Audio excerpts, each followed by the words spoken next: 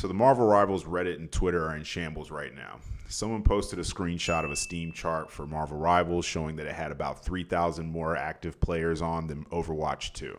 People are saying that Marvel Rivals is dead and that it's dying, but is that really true? Let's talk about it.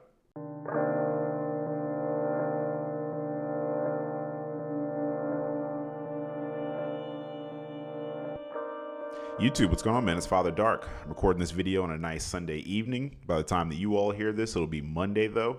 Hope everybody's having a great extended weekend, enjoying your holiday and all that jazz. But let's go ahead and get into it. So, like I said, somebody on Twitter or Reddit posted a screenshot, and it had, like the Steam chart where it shows how many people are on. And it showed that there was like 33,000 people that were playing Marvel Rivals. And then right below that, it showed that there was 30,000 people that were playing Overwatch 2. And a lot of people were freaking out about it. They're like, oh my God, how exactly is this possible? Because if you think about it for a second, Overwatch 2, they primarily, people that use it on PC at least, they primarily use Battle.net. That's like the premier place to get it. Very few people actually use Steam to actually get Overwatch. Some people do. Like, I don't personally use Battle.net unless I have to for something. But outside of that, though, I primarily just use Steam. But the majority of people that are like diehard Overwatch fans, they're going to be using Battle.net. Now, the thing is that when we're comparing stuff like this, we don't actually have console doesn't release their actual numbers the way that like Steam does. I don't know if Battle.net actually releases their numbers. I don't think they do. If they did, I'm pretty sure people would use those every now and again. But the thing is that with Marvel Rivals, if I'm not mistaken, I don't think there's anywhere else that you can actually download Marvel Rivals other than Steam. Now, if I'm wrong about that, let me know in the comments. But I personally don't know anywhere else that you can download it at, though. Back to the point, though, like I said, people are sitting back and they're saying, oh my God, the game is dead. And there's a lot of people that a lot of times they'll play games, and I used to have this happen a lot back when this was a Call of Duty channel. There was people who literally watched my content just to say in the comments that the game was dead. I find it funny because me personally, and I know there's a lot of other people as well. Once I stop playing a game, I don't care about it anymore. I don't watch Apex Legends videos. I don't watch Fortnite videos. I don't watch Call of Duty videos now that I don't play the game anymore.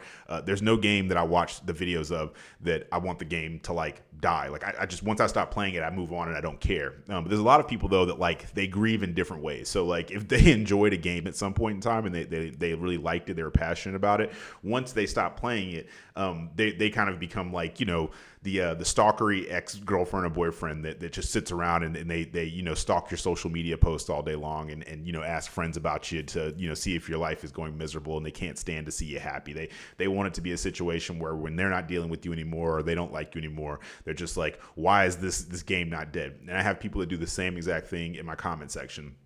Whether they're chill and they come in and they say, hey, I don't play this game anymore, but I enjoy your channel. I enjoy your perspective on stuff, and I just like to stay in the know. I have someone like that in my Discord, Rev. He's part of the Discord. He doesn't even play the game anymore, but he still comes in. He still knows everything that's going on. He still likes to be part of the discussions a lot of times, and provides me with information about the game that I wasn't aware of.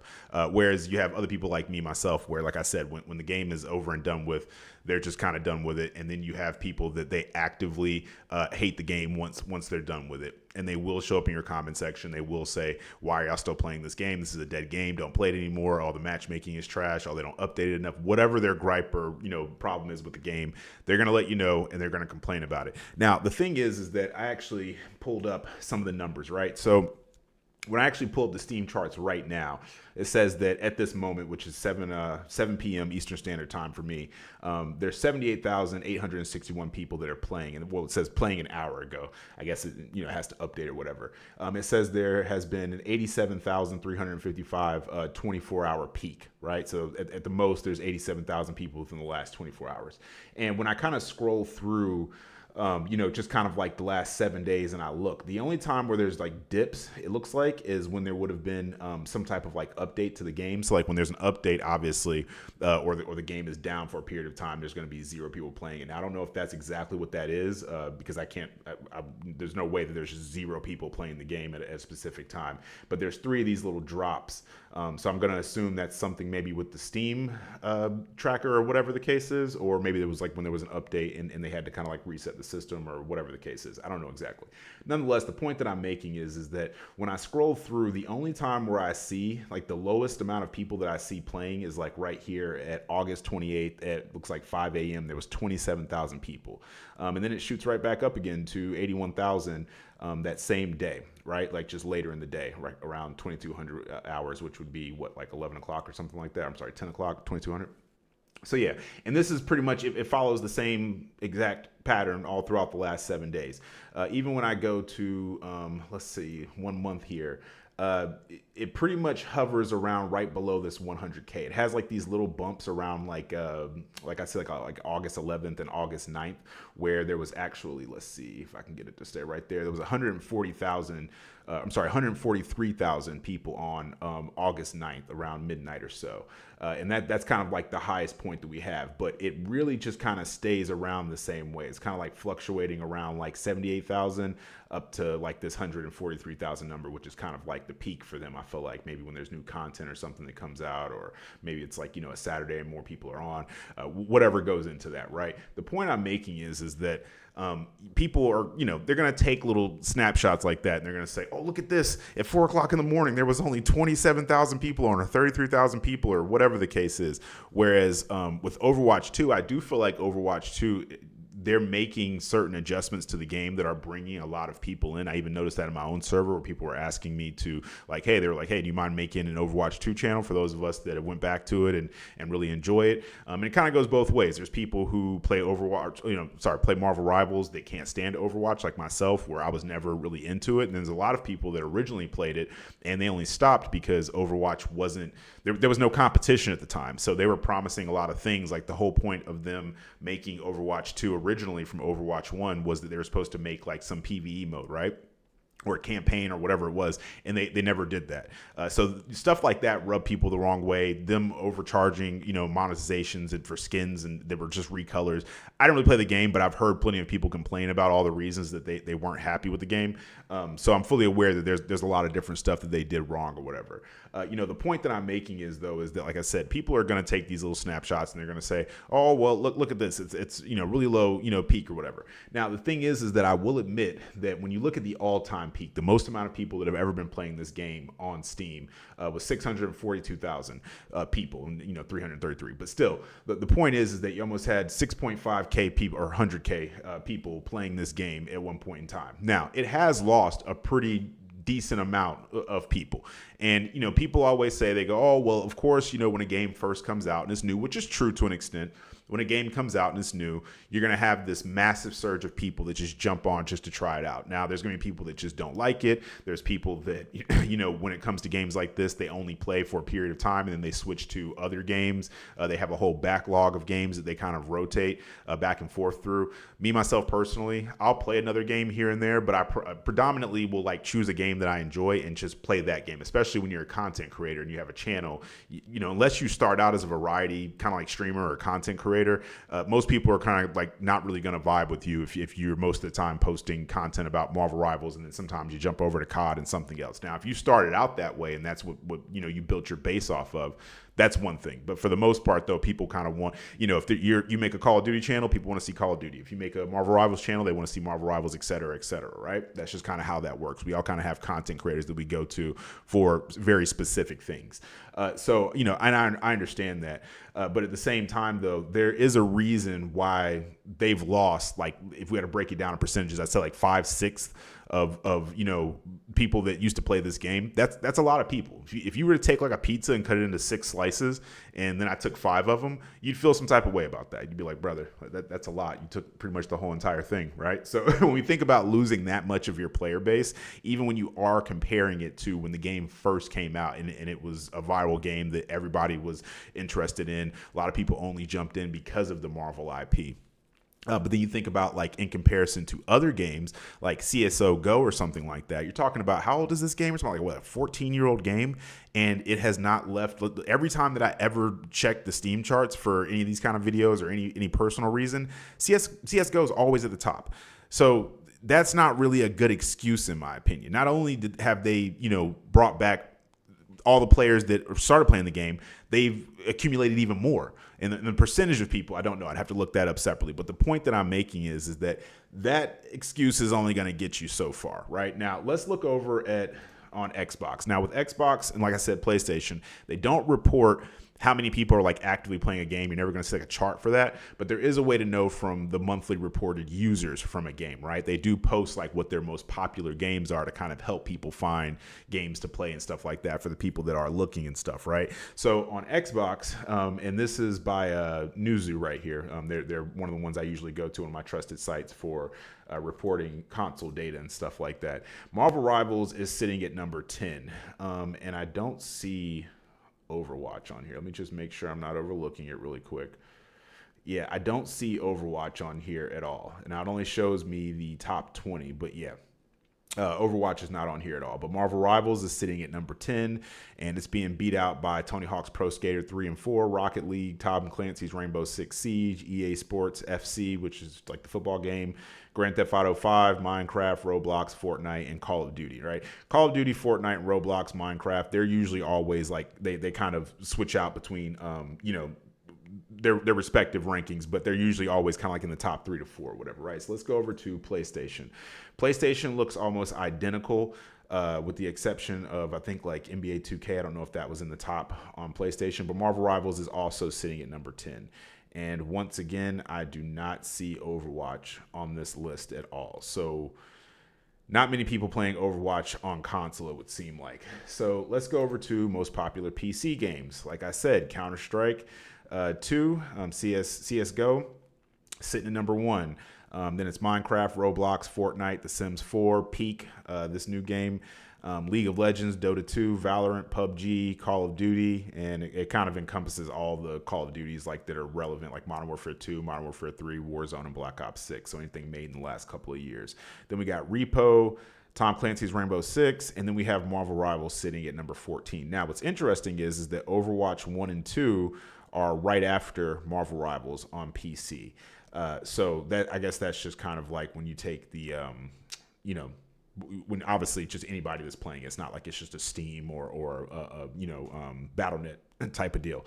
So, like I said, yes, there are a lot of people that have stopped playing Marvel Rivals, but is it necessarily a dead game? No, I don't. I think there's a lot of games that wish they had as many players as Marvel Rivals does currently. And like I said, even with the 140,000 number, we still have to factor in how many people are playing it on console. Now, a lot of people have this misconception that console players tend to make up the primary amount of players on anything, and I think it's something that used to be true because there were far less, like years ago, there were far less people that played on PC. So anytime that something was available on console, that was just kind of like and PC or whatever, you're primarily going to find your base with the console players, right? Whereas now in the last, like, I'd say maybe 6 to 7 years, it's actually changed. Now PCs are becoming far more accessible, so people can buy like pre-built PCs, which is kind of like what I feel like a big part of why a lot of people don't have PCs. A lot of people go, well, I just can't afford it, but then they go out and buy like a PS5 Pro for like $700-800 or whatever, right? Or like a bundle that costs damn near $900. It's like, brother, you could have built a perfectly working PC, for that amount of money if you would have just built it yourself. Now the pre-builts and stuff like that, like I said, it's not so much a money issue because pre-builts are going to cost a bit more money than if you were to build it yourself, just like anything, right? If you build a car from scratch by yourself, that it's probably going to cost a lot less than if you just go and buy a brand new car off the dealer, the lot or whatever, right? So that's one thing, but like I was saying, a lot of people have this misconception that, there's more console players than PC, and that is not true. We have actually gotten to a point where PC players make up like 60% of the market or something like that. So the PC numbers are a really good indicator. They're not the full picture, but they are a very good indicator of what's going on with the game. But we still can't ignore those because they do make up around 40 to 30-something% of the market of people that are playing it. Now that we've got that out of the way, let's talk about what I think a lot of people have a gripe with when it comes to Marvel Rivals and what could be improved upon so that they could get more people in. The first thing is I think they really should do what Overwatch didn't do and focus on making some type of PvE mode, right? Like hire a couple extra people. You're making money. People are buying skins and cosmetics. I know they are, right? And like I said, hire a few extra people, put them on the side, and get them to make some really interesting mode. Because believe it or not, there's a lot of people that play this game that are extremely casual. That's like most games, very casual people. And you take something like Call of Duty, where they offer the reason why they're able to stay in like the top 3 all the time every year for top most sold and played games is not just because the game is good or because there's no competition or anything like that. It's because of what they offer, the full entire package. Every year, you get a campaign that is a AAA campaign that is like as cinematic as it comes, right? Like to the point to where I think they just sold the rights to be able to make a Call of Duty movie. And that's kind of like what the campaign feels like. It allows you to feel like you're that invincible super soldier that gets dropped off wherever, and you just, you're Tom Cruise in Mission Impossible, right? You're just nothing goes wrong for you, everything goes right. A million rounds get shot by you every 2 seconds, and you're just somehow living and making it through, right? Then also outside of the campaign, they offer zombies. So if you're someone who doesn't enjoy playing multiplayer, you can just sit back and play zombies. Zombies is a lot more chill. It allows you to play the game kind of more at your pace. I know there's a lot of people like, oh, zombies is better, blah, blah, blah. That's cool. It's personal opinion. But when I play games, I like to play against actual people and not AI that just progressively gets harder as rounds and stuff go on. But that's no disrespect to the zombie crowd or whatever. Video games is supposed to be fun, and you pay for it. You should be able to do whatever you want to. And then last but not least, we have multiplayer and we have Warzone. Now, even with that, very specific, right? Because a lot of these games are coming out and they're like, we don't need to put a battle royale in it. And you know what happens? They die. Unless it's a game where that's like specifically what you do, like a Counter-Strike or, just any kind of game like that, where that's your whole bread and butter, and that's what people are showing up for. But when you're nowadays, though, to really stay like in the top of games, battle royales are just something that you should include. There should be the option for people like myself, who I've played, just standard multiplayer for decades now, like 3 decades. I'm burnt on it. I much more enjoy battle royale, so it's nice to have that option. And then they tag all this stuff together, so you get to use the loadouts and all the stuff that you've leveled up in multiplayer, which gives you a reason to play multiplayer and be motivated to play it. And then once you've got all your stuff leveled up, you get the mastery camos, you've unlocked all your attachments, whatever. Then you go on to Warzone, and that's like the in-game experience for you that keeps you coming back. Not to mention that aspect of the game is free to play. So for the people that don't have the money to fork out for $70, $80 copies of Call of Duty every year, for the multiplayer, the campaign, zombies, all that kind of stuff, you still have access to one of the premium game modes, which is Warzone. It might take you a little bit longer to level up stuff and do all that kind of jazz, but at the same time, you still have something from that franchise that you're able to play. To me, that is the perfect example of how it should be, right? Give people different options, because I'll be honest with you, these game modes that they've been releasing in Marvel Rivals, I have not been interested in a single one. There's not been a single game mode that I've been like, man, I can't wait to get on and play this game mode. No. Resource Rumble, okay, you basically just made one game mode from the multiplayer from Call of Duty, like Hardpoint pretty much, right? Like, okay, I mean, that's cool. Like, I think you should add more game modes to the multiplayer, but at the same time, though, it's nothing that I'm writing home about or anything, right? The Ultron chess mode, there are people that like that. And once again, things can exist without me necessarily caring about them, right? Like, I don't have to care about something for it to at least exist, just to give people that option. Why not leave that in the game if it was one of the things that people raved about and they enjoyed it so much? Me personally, I played one match of it and it felt like pulling teeth for me. It just was not my thing. But I know a lot of people that did enjoy it. Who is it hurting if you leave that game mode in there? And then with a PvP mode, there's been stuff that was leaked. I think I put it in my last video where I was showing pictures. They had something where it was kind of like these like raid modes where you could go in and you play as a team, kind of like you think like Destiny, right? How you go in, you have a bunch of like rooms that you have to go in and you complete different things, and it requires people to pick certain characters to kind of make it easier for different tasks and stuff in it. And by the end of it, there's a big boss or something, and then you get loot and whatever that's exclusive to that, which would give people motivation to want to do stuff, to actually load into the game and stuff other than just rinse and repeat with basically quick play or with doing ranked and stuff like that. The other thing too, matchmaking has to be adjusted or fixed. I played this weekend and it was one of the most miserable experiences ever. I lie to you all not. I promise on my life, every single game that I got, my DPS went negative, and the DPS refused to switch. Like, I don't mind if you go negative, but like, be honest with yourself and be like, hey, you know what? I'm 1-6 as Punisher, and the game's almost over. let me maybe switch to another role and try that and see if that works out. Let someone else switch over to DPS, see if we can kind of mix stuff up. There was one guy was a Psylocke. He had joined in. They had like matching names. He had joined in with the Spider-Man. Now the Spider-Man was like doing all right, but it wasn't anything, like I said, to write home about. And the Psylocke was like 1-5. Somebody in the chat asked the Psylocke to switch, and the Psylocke goes, "Yeah, I'll switch if you call me daddy." And he finally switched to Magneto at the very, very end of the match, but it was like we had like a minute left when he switched. And I think he did that to kind of like maybe avoid getting reported for like throwing or something, because I think he sensed the whole team was just kind of irritated with him, right? And it was like that the whole entire weekend. I don't think I got a single DPS on our team that didn't go like horrendously negative. Sometimes they would load in and both the DPS would get 0 eliminations. The tanks and the supports going overtime, DPS not able to do anything, to the point to where I came to the conclusion that after this weekend, or after that day, I think it was yesterday, I was like, I'm not even playing anything else anymore. I'm insta-locking DPS. I want to know what it feels like, and my DPS villain arc is truly starting, even though it's rank, and I usually just flex because I don't want people to play roles that they're not comfortable playing. But if you're someone who insta-locks DPS every game and you still can't pay for an elimination, brother, it's time to get off DPS, man.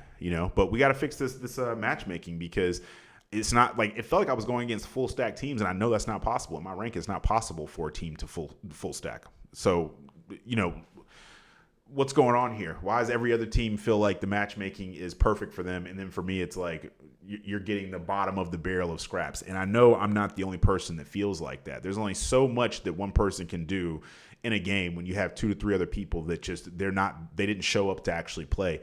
They showed up with 15 Coronas in them or something like that. They got like a quinceañera going on at their house, like a whole party in the background and stuff. And that's no disrespect to anybody, but brother, you're selling people. Like, this ain't a solo mode. It's not like you're playing a fighting game where if you lose, you're the only person that's affected. There's 5 other people that you're affecting when you do this nonsense, right? So the matchmaking, like, something's got to be done. Like, please start like shadow banning people or something, to the point to where, like, if people load in and they want to insta-lock DPS and throw matches and stuff, just start putting them together. Just like in COD, when people would hack, they would shadow ban you, and it would be nothing but hackers all hacking on each other in one giant lobby together. Why is that? What are you afraid of?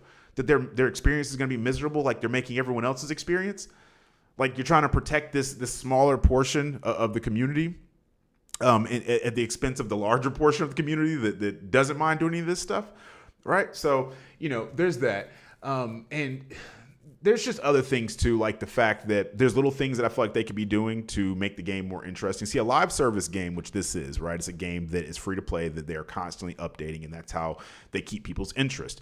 Even though they're making it to where one character is coming out a month, they got to start adding in more stuff, simply because with this game, it's a lot different from something like Fortnite or Call of Duty or any of these other live service games, where when there's updates, they can put in a lot of content at one time. You take COD, for example. When there's an update, you get all types of new skins and stuff like that. You get multiple weapons. I'm talking about like probably 3 or 4 at a time, right? And so you're getting like this influx of content. Whereas in this game, they don't do any of that stuff. The only thing that they really offer to you is like new skins that you would have to pay for every week, which, I mean, that's what should be happening in a live service game. That's how they make their money. So like, that's not really something to write home about. Whereas with the characters, that's pretty much like the only real selling point, and like a new map. And we're getting one character every month, and we're getting one new map every month, or is it every 2 months? I don't know. Let me know in the comments about that one. I can't remember. But the point I'm making is that there's really only 2 things that are getting updated. And yeah, they do add in like team ups and stuff like that, but the team ups are reliant on someone on your team using that other character.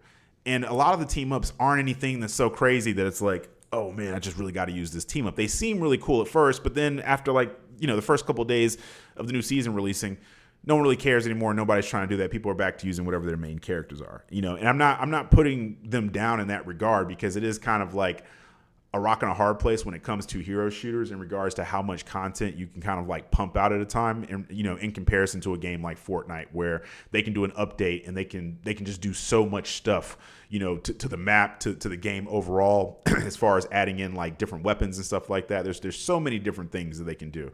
Whereas in a game like this, you don't really have as many options for things that you can do. But it doesn't mean that you can't get creative and start trying to add in more things to keep people interested.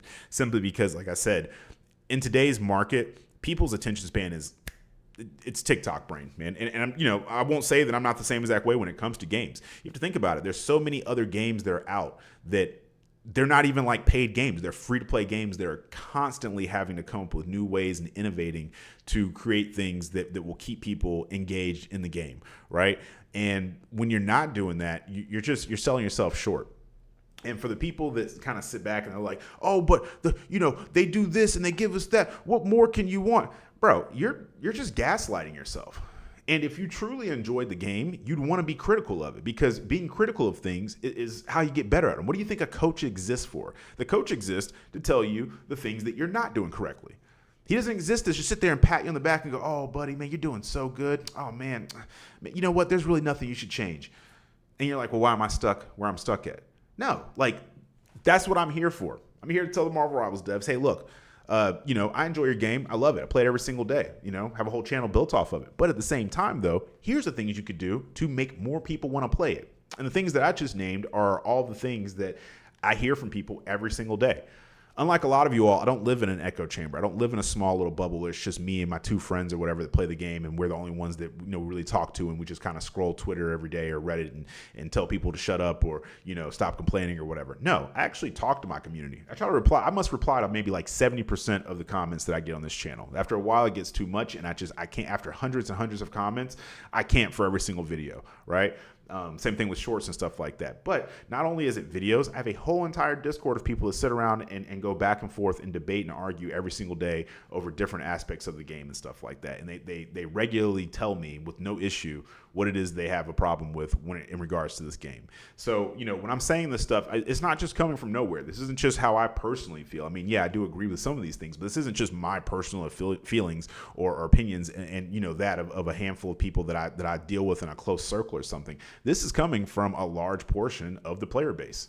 Right. So we have to be honest with ourselves and be critical of something. And if you're not critical, things aren't going to grow. You can't just sit here and tell people like, yo, don't pay attention to that thing that you're seeing. It's just like with the matchmaking thing. People like to say, oh, well, how do you think the best people climb? Brother, you just said it yourself. They're the best players.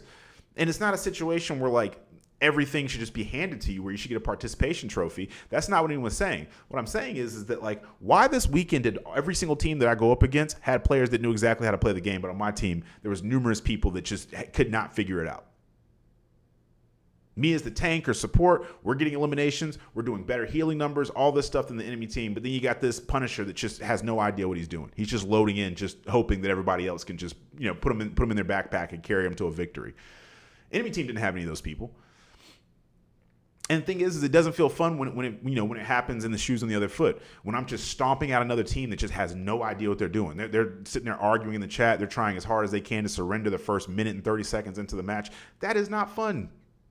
It's not fun either way. And the thing is like we're not talking about quick play. We're talking about ranked.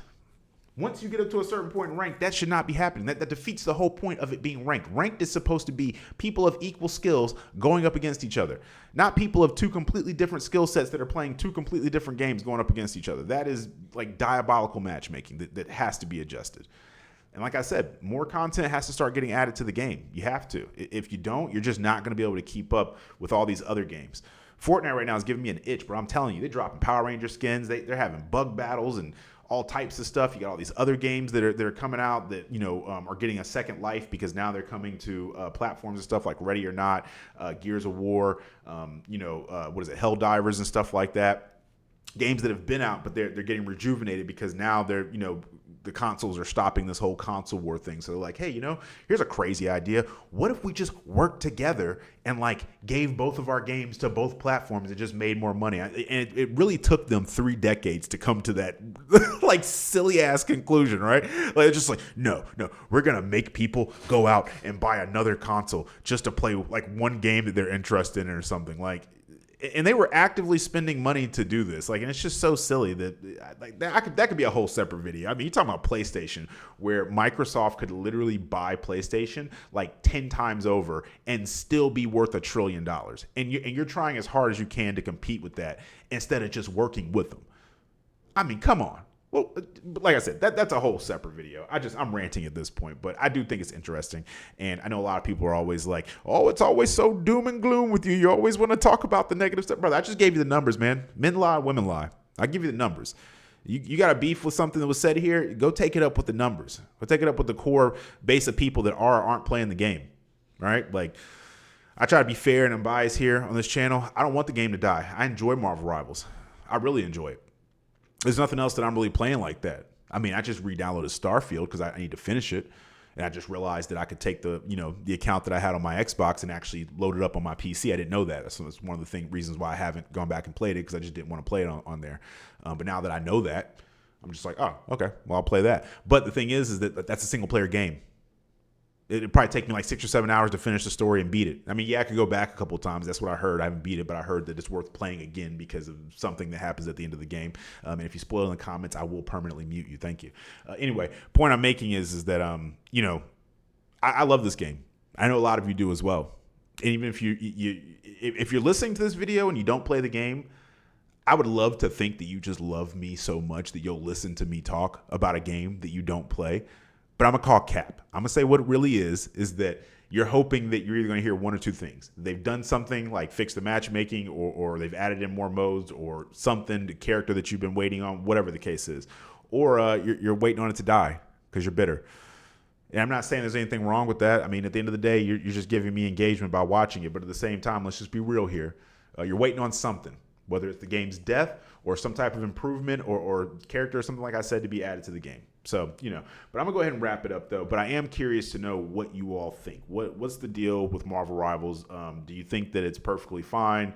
Do you think they need to add more game modes, fix the matchmaking, all the above? Is there something that I didn't talk about that you feel like is really the biggest deal? Because like I said, I do think everybody's opinion is important.